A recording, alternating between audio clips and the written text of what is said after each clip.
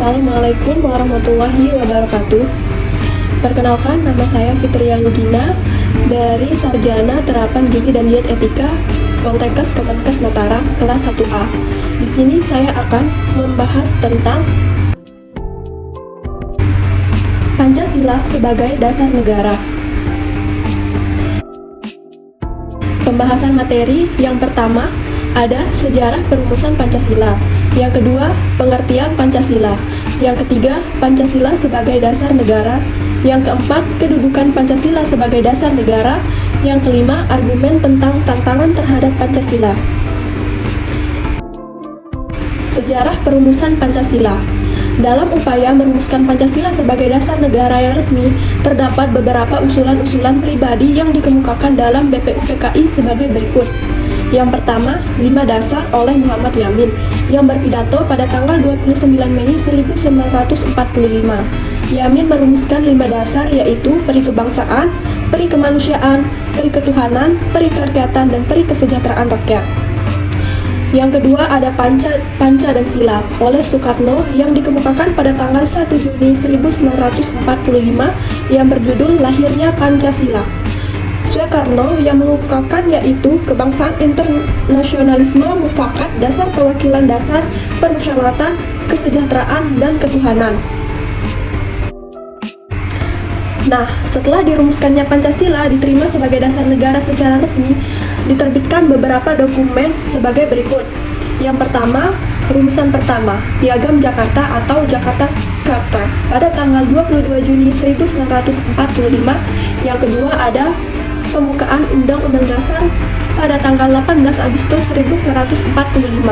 Rumusan ketiga yaitu Mukadimah Konstitusi Republik Indonesia Serikat pada tanggal 27 Desember 1949. Yang keempat, Mukadimah Undang-Undang Dasar Sementara pada tanggal 15 Agustus 1950. Rumusan kelima yaitu yang dijiwai oleh rumusan pertama merajuk Dekret Presiden 5 Juli 1959. Nah, pengertian Pancasila secara etimologis. Pancasila berasal dari bahasa Sanskerta yaitu panca, artinya 5, dan shila artinya batu, sendi, alas. Dasar Pancasila berarti berbatu sendi 5 atau memiliki 5 unsur. Perkataan Pancasila diambil dari kepustakaan Buddha yang bermakna 5 aturan larangan. Setelah Majapahit runtuh, berkembanglah agama Islam. Dengan pengaruh ajaran Buddha masih dikenal di masyarakat Jawa yang dikenal dengan Ma 5 atau M5 atau 5 larangan moralitas. Nah, secara historis, pada tanggal 29 Mei 1945 Muhammad Yamin berpidato tentang dasar negara. Tanggal 1 Juni 1945 IR Soekarno mengusulkan agar dasar negara diberi nama Pancasila dan usulan tersebut diterima secara bulat oleh sidang BPUPKI. Tanggal 22 Juni 1945 9 tokoh nasional mengadakan pertemuan dan menghasilkan Piagam Jakarta. Nah, sekarang kita masuk ke pembahasan intinya yaitu Pancasila sebagai dasar negara. Nah, Pancasila sebagai dasar negara atau sering disebut juga sebagai dasar falsafah negara ataupun sebagai ideologi negara. Hal ini mengandung pengertian bahwa Pancasila sebagai dasar negara mengatur penyelenggaraan pemerintahan. Pancasila sebagai dasar negara ditetapkan lagi dengan adanya ketetapan MPR tentang pencabutan P4 dan penetapan tentang penegasan Pancasila sebagai dasar negara. Pada ketetapan ini dinyatakan bahwa Pancasila sebagaimana dimaksud dalam pembukaan Undang-Undang Dasar 1945 adalah dasar negara dari Negara Kesatuan Republik Indonesia yang harus dilaksanakan secara konsekuen dan konsisten. Nah, dalam penjelasan ketetapan tersebut dinyatakan bahwa kedudukan Pancasila sebagai dasar negara di dalamnya mengandung makna sebagai ideologi nasional, cita-cita, tujuan negara. Kedudukan Pancasila sebagai dasar negara mempunyai fungsi dan kedudukan sebagai kaidah negara yang fundamental atau mendasar sehingga sifatnya tetap, kuat, dan tidak dapat diubah oleh siapapun, termasuk oleh MPR, DPR, hasil pemilihan umum. Mengubah Pancasila berarti mengubarkan Negara Kesatuan Republik Indonesia yang diproklamasikan tanggal 17 Agustus 1945. Pancasila sebagai dasar negara mempunyai makna sebagai berikut.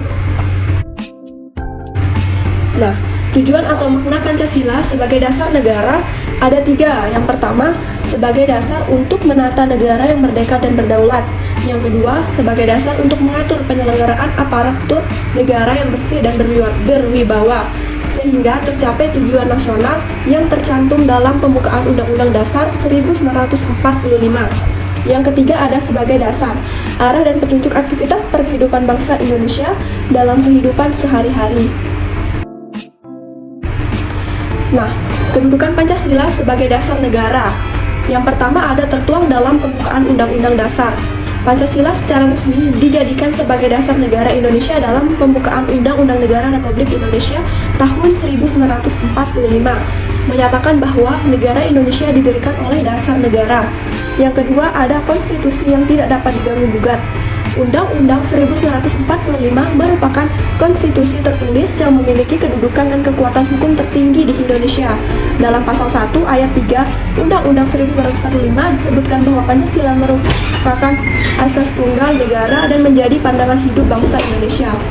Oleh karena itu, tidak ada lembaga atau pihak manapun yang memiliki kewenangan untuk mengubah atau menggantikan Pancasila sebagai dasar negara.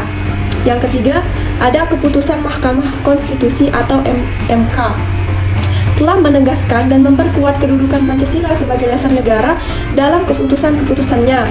MK menyatakan bahwa perubahan terhadap Pancasila hanya dapat dilakukan melalui mekanisme amandemen Undang-Undang 1945. Nah, selanjutnya ada keberadaan dan pengalaman sehari-hari. Pancasila bukan hanya sekedar simbol atau dokumen formal, tetapi juga harus tercermin dalam kehidupan sehari-hari masyarakat Indonesia. Pancasila menjadi acuan dalam berbagai bidang seperti pendidikan, politik, hukum, sosial, ekonomi, dan budaya. Yang selanjutnya ada bendera dan lambang negara. Pancasila secara visual juga menjadi bagian yang penting dalam simbol nasional Indonesia.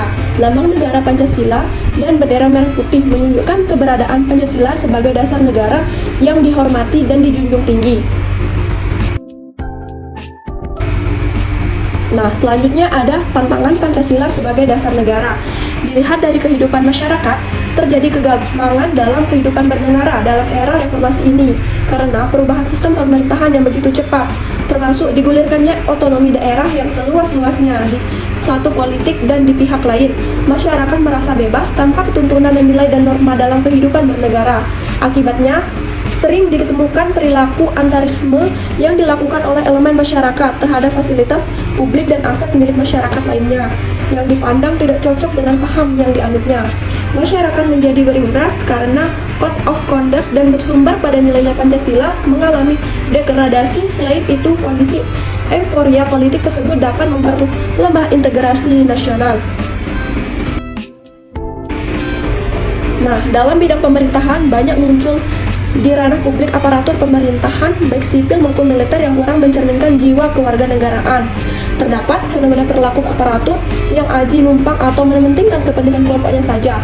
Hal ini tersebut perlu segera dicegah dengan cara meningkatkan efektivitas penegakan hukum dan melakukan upaya secara masif serta sistematis dalam membudayakan nilai-nilai Pancasila bagi para aparatur negara. Nah, selanjutnya ada contoh Pancasila sebagai dasar negara. Pada bidang politik, salah satu perwujudan nilai-nilai Pancasila sebagai dasar negara dalam bidang politik adalah melalui pemilihan umum. Yang kedua, bidang ekonomi.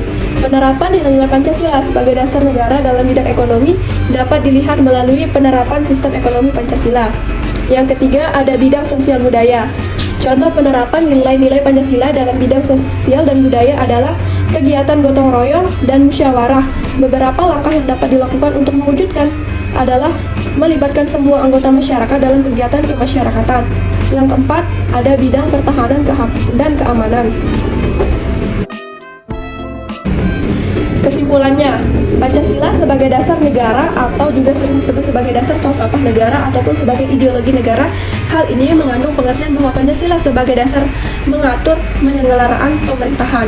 Yang kedua ada sejarah perumusan Pancasila. Yang ketiga ada kedudukan Pancasila ada 5, dan yang terakhir ada argumen tentang tantangan terhadap Pancasila. Mungkin hanya itu yang dapat saya jelaskan tentang Pancasila sebagai dasar negara. Mohon maaf jika ada kesalahan kata. Sekian dan terima kasih.